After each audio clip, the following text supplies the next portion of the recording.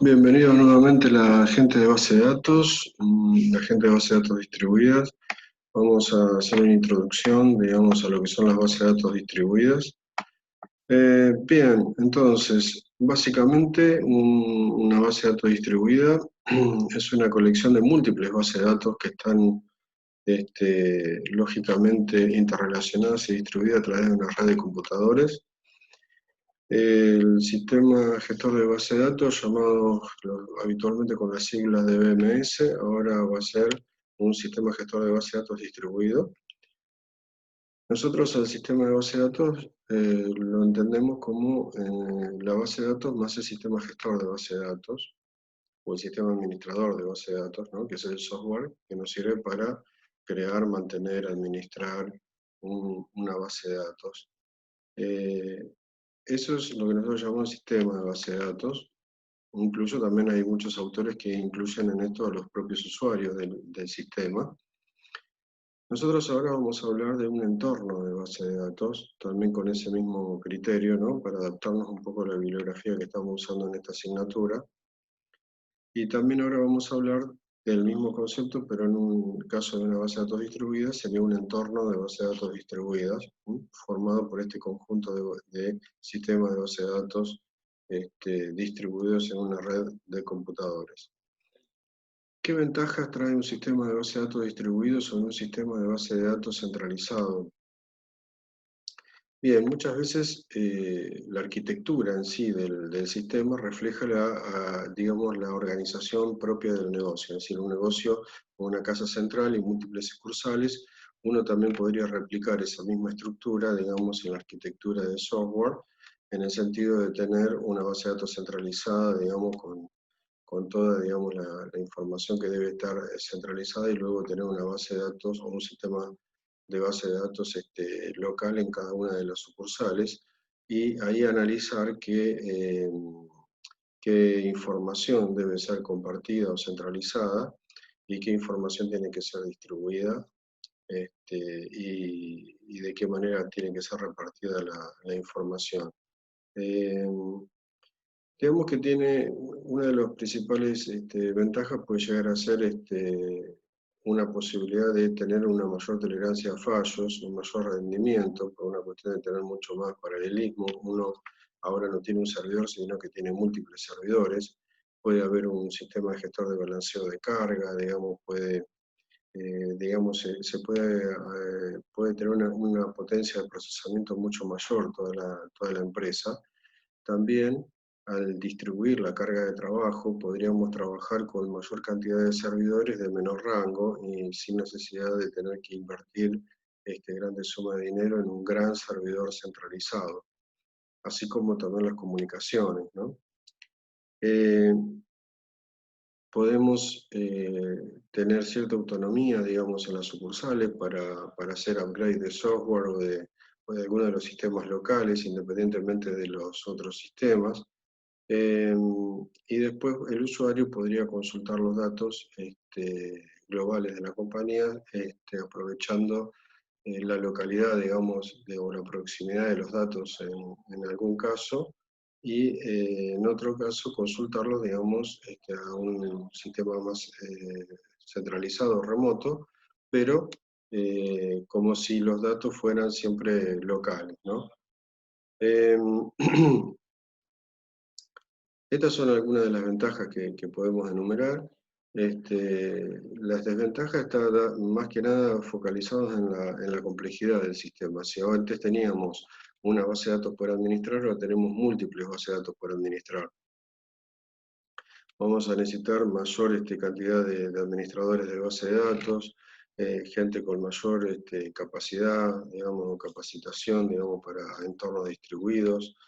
La cuestión de seguridad pasa a ser más crítica todavía, digamos, porque tenemos una red ahora mucho mayor de gestión de datos. La base de datos puede ser heterogénea, podríamos tener que sostener diferentes sistemas de base de datos implementados por gestores de base de datos de diferentes marcas, de diferentes versiones. Vamos a tener que tener un buen plan, digamos, de backup y de recuperación de todo el sistema ante cualquier cualquier escenario catastrófico que pudiera ocurrir. No hay muchos estándares en el mercado en cuanto a bases de datos distribuidas y, y muchas veces, como reitero, muchas veces suelen ser heterogéneos los sistemas, lo cual eso también complica bastante la gestión y la administración. También se complejiza el propio diseño de la aplicación. No obstante, bueno, la parte de arquitectura favorece muchísimo al desarrollo de bases de datos distribuidas y además también la posibilidad de soportar un volumen de transacciones muchísimo más grande. Esas son las mayores motivaciones para el actual desarrollo de bases de datos distribuidas. Bueno, Juan ya les ha enviado algunas actividades que tienen que ver con estos temas que se muestran acá en la presentación, pero les recomiendo revisar un apunte, digamos, que se llama Arquitecturas de N capas, que los pasea, digamos, por las diferentes arquitecturas que hay, desde una arquitectura monousuaria, digamos, pasando por una arquitectura file server, luego por una arquitectura mainframe, totalmente centralizada, una file server, después por una arquitectura cliente-servidor, que fue el gran avance del software sobre el hardware, diría yo, ¿no? Porque ahí la arquitectura pudo demostrar cómo el software también pudo contribuir a la economía digamos, y a la seguridad del sistema sin necesidad de invertir mayor cantidad de dinero. Uno puede balancear la carga entre lo que entre la tarea que va a hacer el servidor y el cliente, entonces de esa manera poder hacer un mejor aprovechamiento de los recursos de hardware. Yo podría pasar de una arquitectura file server a una arquitectura cliente-servidor teniendo mejor rendimiento y sin haber cambiado ninguna de las máquinas de la red. Simplemente planteando una nueva arquitectura de software, ¿no? Además también contribuyó muchísimo a mejorar los estándares de seguridad. Digamos, la arquitectura cliente-servidor es un hito, digamos, en el desarrollo del software. A partir de allí el desarrollo de software se partió en dos. Por un lado tenemos que pensar cuál es las tareas que va a hacer el servidor, cuál va a ser las tareas que van a hacer el cliente, cómo va a ser el protocolo de comunicación entre cliente y servidor. Por último, también hay una crítica a la arquitectura cliente-servidor, cuáles son sus ventajas y desventajas, y se propone una arquitectura de N capas, ya distribuida, ¿no? Sobre los cuales está basado todo esto que estamos aprendiendo ahora. La arquitectura de 3 capas de Internet básica son 2 arquitecturas cliente-servidor entrelazadas, en donde el cliente, digamos, más externo, digamos, el cliente del lado del usuario final, es un cliente HTML estándar, representado en este momento por un navegador web, por ejemplo, pero el servidor intermedio es un servidor de aplicaciones que hace de servidor de esa capa externa, digamos, que era el cliente HTML, pero a su vez, ese servidor intermedio puede ser cliente de un servidor de base de datos, por ejemplo, ¿no? Que sería la última de las capas. Entonces, tenemos una arquitectura cliente-servidor entre la página web y el servidor web, y después tenemos una arquitectura cliente-servidor entre el propio servidor web y el servidor de base de datos. Entonces, ahí tenemos una combinación de 2 arquitecturas cliente-servidor, que es lo que se utiliza habitualmente, digamos, en un desarrollo de software distribuido web, como hoy en día se está desarrollando. Bueno, sobre esa idea se pueden montar una serie de capas de software, digamos, en cada una de estas máquinas que intervienen en toda la arquitectura, y poder terminar armando una arquitectura de N capas distribuidas como son los sistemas modernos de hoy en día. Cuando estudiamos base de datos, vimos que la arquitectura ANSI Spark, era una arquitectura de 3 capas, donde teníamos en el nivel más externo, digamos, era el nivel de vista o de visión de los usuarios, es decir, el esquema con el que se conectaban los usuarios y las aplicaciones. Luego teníamos un esquema intermedio, que era el esquema conceptual, o el nivel medio conceptual, donde estaba realmente toda la descripción de las estructuras que formaban parte de esta base de datos. Es decir, el nivel externo es una derivación del nivel conceptual. Por ejemplo, yo puedo tener una vista que combine las tablas de clientes, de productos, de ventas, y con eso hacer una vista a la cual la pongo en un esquema que es el esquema de ventas. Entonces a los usuarios de ventas se conectan a ese esquema de ventas, en ese esquema de ventas pueden acceder a esta vista que le estoy diciendo yo, que deriva de la tabla real, digamos, la tabla física real de clientes, de factura, de ventas, de productos.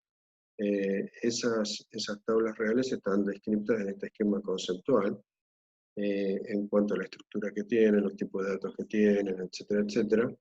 Y a su vez, ese esquema conceptual tiene su correlato, su mapeo, su correspondencia con el nivel interno. Es decir, cada una de esas tablas está evidentemente implementada en algún archivo, en algún fichero, en alguna parte, en alguna serie de páginas o de bloques de alguna base de datos física real, ¿no?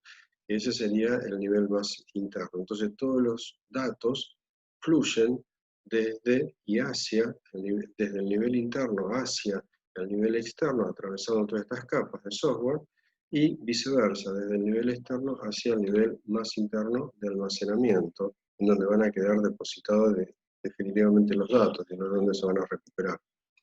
Esta es la arquitectura clásica ANSI-Sparse de un sistema de base de datos centralizado. En un sistema distribuido nosotros mantenemos las tres capas, ¿sí? Y mantenemos los sistemas externos locales de cada uno de los sistemas. Pero, como pueden ver ustedes, en el sistema distribuido lo que se interconectan son los niveles conceptuales.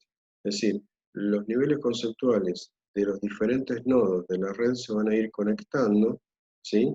Para luego derivar en un esquema externo global, ¿sí? Fíjense ustedes que qué interesante que no se conectan los niveles externos entre sí de los diferentes sistemas que tenemos distribuidos en la red, sino que se conectan los conceptuales. Digamos, una muy buena pregunta sería para hacerse, bueno, ¿por qué nos conectamos a nivel de un esquema conceptual y no a nivel externo? Bueno, porque en realidad el nivel externo es una derivación del conceptual, y es una visión más limitada de la base de datos, más reducida. Entonces, en un sistema de base de datos distribuido, en realidad, si yo quiero acceder a toda la información, tengo que trabajar a nivel conceptual, en la capa conceptual, para poder luego derivar cualquier tipo de query distribuido en cualquiera de los nodos de la red. Así que bueno, esa es la razón por la cual nosotros debemos trabajar a nivel conceptual, porque ahí tenemos acceso real a todo el contenido completo de la base de datos. Por supuesto que de ahí voy a poder hacer derivaciones similares a las de los niveles externos locales, pero en este caso sería global, porque podría involucrar a tablas que se encuentran en diferentes nodos de la red. Acá podemos ver un sistema de base de datos distribuidos clásico, tradicional. Como pueden ver, es heterogéneo, porque tenemos una red local, ¿sí? Podría ser el caso de diferentes sucursales con redes locales, que a su vez se interconectan entre sí a través de la gran red, ¿sí? A través de Internet. Y como pueden ver ustedes, en una de las redes tenemos un servidor Unix con una base de datos Oracle, mientras que en otra LAN tenemos un mainframe, digamos, con una base de datos DB2, y en otra LAN podemos tener un servidor SQL Server, digamos, en una red, en este caso de tipo Microsoft, digamos, pero que todo eso se pueda trabajar, digamos, es todo un desafío que todo esto trabaje, digamos, como un gran sistema de base de datos distribuido. Bueno, al final van a tener referencia bibliográfica, todo esto está basado en todos estos conceptos, están tomados de los capítulos del libro de Rahimi, que les recomiendo su lectura para mayor detalle y entendimiento de todos estos elementos, pero él define conceptualmente, digamos, un sistema de base de datos distribuido con todos estos elementos que estamos viendo acá en pantalla. Vamos a proceder a explicar, digamos, algunos de estos elementos. Primero, abajo tenemos una arquitectura tradicional de sistema de base de datos centralizado, como veníamos estudiando en la asignatura anterior de base de datos. Como pueden ver ustedes, es una arquitectura tradicional, pero se le agrega algunas capas de software adicional, que son al sistema de base de datos se lo llama Data Processor, ¿sí? Los DP significan Data Processor, lo llaman que ahí podemos tener muchos Data Processors, digamos, en toda la red.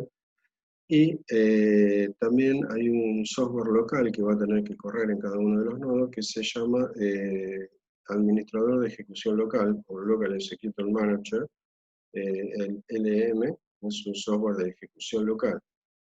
Bueno, ¿por qué necesitamos esto? Porque nosotros podemos, el usuario puede lanzar una consulta, por ejemplo, que diga CL asterisco from clientes, y una consulta tan simple como CL asterisco from clientes en un sistema distribuido puede ser realmente un query que deba correrse en los diferentes nodos. Supongamos que los clientes no están centralizados en una única tabla, sino que en realidad la tabla de clientes está fragmentada en cada una de las sucursales. Por ejemplo, cada sucursal tiene su propio listado de clientes. Y si yo digo CL asterisco from cliente, lo que pretendo es hacer una unión de los CL asterisco from cliente de cada uno de las tablas de clientes de cada una de las sucursales. Entonces, en realidad, yo voy a tener que tomar ese query y descomponerlo, supongamos que tuviéramos 5 sucursales, entonces lo tengo que descomponer en 5 queries que van a ir a 5 servidores diferentes, haciéndose el asterisco from cliente, y luego voy a tener que recuperar toda esa información y la voy a tener que volver a digamos, a acumular, a concentrar en un único buffer y luego devolverle al cliente, digamos, el resultado de la consulta CL asterisco from cliente.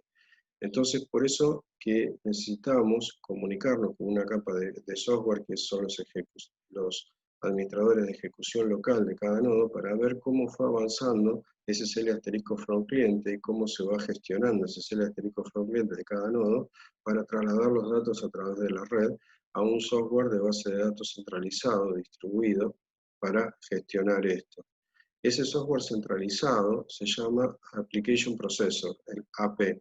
El nodo AP lo que hace es coordinar la actividad de los diferentes nodos DP que tengamos en la red, o Data Processors, ¿sí?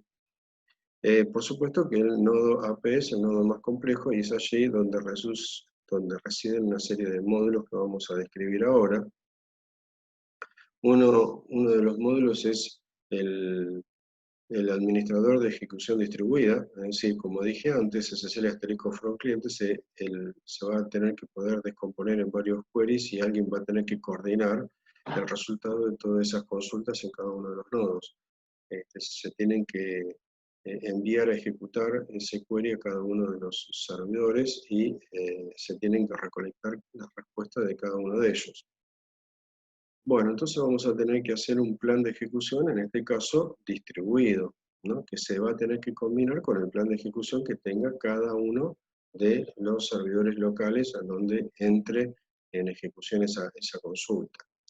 Luego vamos a tener que coordinar a través de la ejecución distribuida de la recolección de esos resultados distribuidos, ¿no? Entonces, esto es lo que se está indicando acá, digamos, por un lado, cuando se manda el CL asterisco from cliente, pasa por un plan de ejecución distribuido que pasa al administrador de ejecución y de ahí va a cada uno de los nodos, pero después el camino de regreso tiene que pasar por una ejecución distribuida de esos resultados. Se tienen que ir recolectando en forma sincrónica y distribuida los resultados de los diferentes queries que se fueron ejecutando en cada uno de los nodos. Bien, aquí hay un módulo que se encarga, digamos, de las consultas distribuidas que se llama Global Transaction Manager, ¿sí? Un administrador de transacciones globales, ¿sí?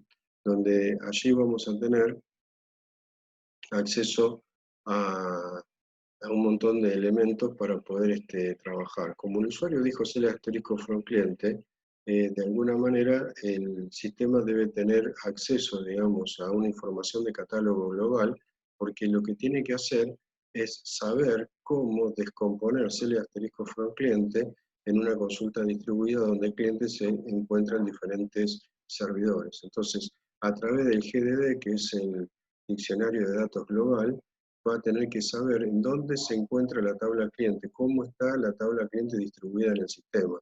Si hay una única tabla cliente en una única base de datos centralizada o la tabla cliente en realidad está fragmentada en diferentes servidores, y eso implica que ese query es la unión de varios queries, digamos, que tengo que correr en diferentes servidores. Bueno, a través de la información de catálogo global, el planificador, digamos, de consultas va a tener que poder saber cómo armar la consulta global. Bueno, por supuesto que va a haber un optimizador de esa consulta. Por supuesto que después el decomposer va a tener que saber cómo ese query se descompone en una serie de queries. En este caso, supongamos, en 4 o 5 queries, uno en cada uno de los servidores donde se encuentra la tabla de clientes. Y por otro lado, después vamos a tener otro módulo importante, que es el merger, que es quien va a tener que ir armando, juntando las tuplas que le van llegando, o los resultados de los queries que van llegando de cada uno de los servidores, para luego ordenarlos en filas y en columnas correctamente, digamos, para armar el buffer final de salida, que va a ser el resultado final de ese asterisco from cliente, que fue lo que pidió el usuario o la aplicación. Bueno, por supuesto va a haber una API o una interfaz, digamos, de comunicación con el usuario y las aplicaciones de este sistema distribuido para hacer todo el input-output, digamos, de consultas y de resultados que tenemos que trasladarle hacia el usuario final o hacia la aplicación final. Bueno, esto es lo que se entiende en la bibliografía, digamos, como un entorno de base de datos distribuido, formado por cada uno de estos elementos que acabamos de describir. Bien, cuando yo dije que el usuario ejecutaba así el asterisco from cliente, ahí estoy trabajando en un sistema distribuido con un alto grado de transparencia, porque el usuario final no sabe en dónde se encuentran los clientes, si se trata de una base de datos centralizada, si se trata de una tabla que está centralizada en un servidor o está distribuida en varios servidores. No sabe. Él, digamos, hace select asterisco from cliente como si fuera una tabla local, pero en realidad el concepto de transparencia en la distribución de los datos hace referencia a 3 elementos de esa transparencia. Por ejemplo, la transparencia no se sabe en cuanto a localización. Uno dice select asterisco from cliente como si fuera una tabla local, pero en realidad no puede estar distribuida en muchísimos servidores. La fragmentación, yo no sé si la tabla cliente está toda completa en la base, en qué servidor, digamos, cómo es que está fragmentada esa. Yo puedo tener una fragmentación horizontal o vertical, puedo fragmentar por fila, puedo fragmentar por columna, puedo tener en un servidor 5 o 6 columnas de la tabla de cliente y en otro servidor puede tener otras columnas. Y cuando yo digo select asterisco from cliente, quiero traer todas las columnas, ¿no? Entonces tengo que ver de qué manera está distribuida, está fragmentada y cómo se fragmentó, y por ende cómo poder luego juntar, ¿no?, todos los pedazos como para poder devolver una consulta completa al usuario. Y por otro lado también no sé la lógica de replicación que tiene el asterisco from cliente. Entonces de repente, si la tabla cliente global ya está en ese diccionario de datos global y también se replica en algún otro servidor, uno podría, el planificador podría decidir directamente para facilitar la consulta, tomar la tabla, digamos, que ya está replicada, digamos, y armada, desde un lugar donde ya lo tenga, digamos, listo para su procesamiento, y que esté próximo, digamos, o que sea la ruta o la trayectoria o la ruta más rápida o de menor costo para poder recuperarla desde allí. Así que bueno, podemos tener transparencia en estas 3 categorías. Bien, cuando nosotros tenemos que diseñar un sistema de base de datos distribuido, podemos tener dos enfoques, ¿no? Es decir, el top-down o el down-top. Es decir, puedo ver de arriba hacia abajo y de abajo hacia arriba.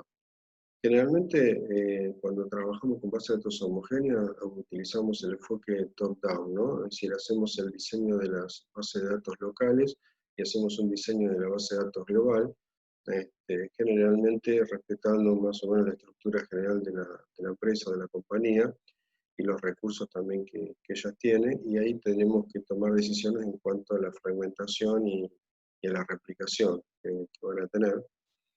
pero se suele trabajar desde los requerimientos del usuario hasta la implementación final, digamos, en un sistema totalmente homogéneo. Usamos siempre el mismo software, el mismo tipo de- de base de datos, la misma versión por lo general, y son los sistemas, digamos, nuevos y desde cero que generalmente se implementan. Entonces vamos a tener un diseño local para cada uno de los sistemas centralizados locales, que luego se van a tener que fundir en un diseño global, o un diseño conceptual global, un esquema global, para poder satisfacer todos los requerimientos que va a tener el usuario, ¿no? Vamos a tener que hacer una especie de conciliación de todos los esquemas para formar un esquema global y de esa manera asegurarnos de que no nos falte ningún dato de los que requiere el usuario y las aplicaciones que luego se van a desarrollar sobre esta base de datos distribuida. Bien, como dijimos antes, cada uno de los sistemas locales van a ser los data processors, ¿sí? Y podemos tener uno más application processor, digamos, en la red para trabajar en esta arquitectura distribuida. Bien, el enfoque contrario, el bottom-up, generalmente la idea es de integrar bases de datos existentes a un sistema global. Es decir, esto arranca al revés. Generalmente la empresa ya tiene varios sistemas implementados en diferentes sucursales. Por lo general son sistemas son sistemas legacy, son sistemas que ya vienen de antes, son sistemas que han sido desarrollados por diferentes proveedores, diferentes empresas, que han quedado a lo largo del tiempo y de repente se están dando cuenta que tienen un montón de información relevante distribuida en diferentes lugares de la compañía y que el nivel gerencial requiere, digamos, de alguna manera poder consolidar toda esa información o integrar toda esa información. Acá el trabajo hay que hacerlo muy diferente porque tenemos que ir trabajando, digamos, cada uno de los sistemas locales para ver qué podemos extraer de esos esquemas, de qué manera podemos obtener esos datos, extraerlos y luego integrarlos en diferentes esquemas acorde, digamos, a las necesidades de los diferentes niveles gerenciales que pueden estar requiriéndolo. Acá, bueno, digamos, son los sistemas más complejos, estos son los sistemas donde se van a requerir el desarrollo de interfaces, el desarrollo de traslado de datos, o ver de algún producto o productos que puedan utilizarse para integrar estos sistemas. Acá nosotros, por lo menos, la experiencia que he tenido yo en estos casos, nos han servido muchísimo los sistemas de tipo multidatabase. Es decir, una base de datos centralizada que en realidad tiene drivers y acceso a múltiples sistemas de base de datos, digamos que uno le puede instalar y de ahí poder acceder a diferentes sistemas de base de datos. Pueden integrar de alguna manera en una multidatabase, pueden integrar, por ejemplo, una base de datos Oracle, una base de datos SQL Server, Fiverr, un montón de MySQL o lo que sea, que puedan estar trabajando en diferentes lugares. Siempre va a requerir también de algún trabajo local en cada uno de estos sistemas. Por ejemplo, trabajar en MySQL para poder hacer alguna tabla global o en Oracle lo mismo, alguna vista que tome todos los datos que requiera la aplicación para luego poder integrarlo en un sistema multidatabase. Bien. Bueno, la arquitectura final que se espera, digamos, es muy similar a la anterior, digamos, pero lo que sí varía muchísimo es nuestro trabajo en cuanto a cómo va a ser digamos, la forma de encarar el trabajo, comenzando primero por los nodos existentes y buscando la manera de ver cuáles son los datos que tenemos que extraer de cada uno de ellos y de qué manera poder integrarlos, con qué tecnologías poder integrar esos datos. Bien, otra clasificación es el sistema de base de datos distribuidos, las bases de datos federadas y no federadas. Cada una de las bases de datos son autónomas, muy parecido al sistema heterogéneo que describíamos anteriormente. Cuando decimos que un sistema de base de datos es autónomo, significa que permite el acceso local a esa base de datos y no es que el acceso es solamente a través del sistema distribuido global, ¿sí? Si yo tengo una base de datos MySQL, digamos, en un servidor, puedo tener una aplicación desarrollada para trabajar cliente servidor contra esa base de datos MySQL, y al mismo tiempo esa misma base de datos MySQL está integrada, supongamos, por una arquitectura multidatabase que está tomando también datos a nivel global. Con lo cual, eso sería un caso, digamos, en donde tenemos un acceso, por un lado, distribuido global y por otro lado también local. Puede tener diferentes modelos de datos también, eso puede ser otro problema, ¿no? Otro serio problema para integrar todo, porque puede tratarse de bases de datos jerárquicas, de red, de objetos, no SQL, etcétera, etcétera, y que de repente queremos integrarlo todo y que desde el nivel global uno pudiera hacer una consulta eh, tan simple como ser el asterisco from cliente, pero en realidad pueden haber datos de clientes desparramados en base de datos que no son SQL. Base de datos no federadas no tienen no permiten, no son autónomas y no soportan acceso por fuera del sistema distribuido. Pueden ser también de diferentes modelos de datos.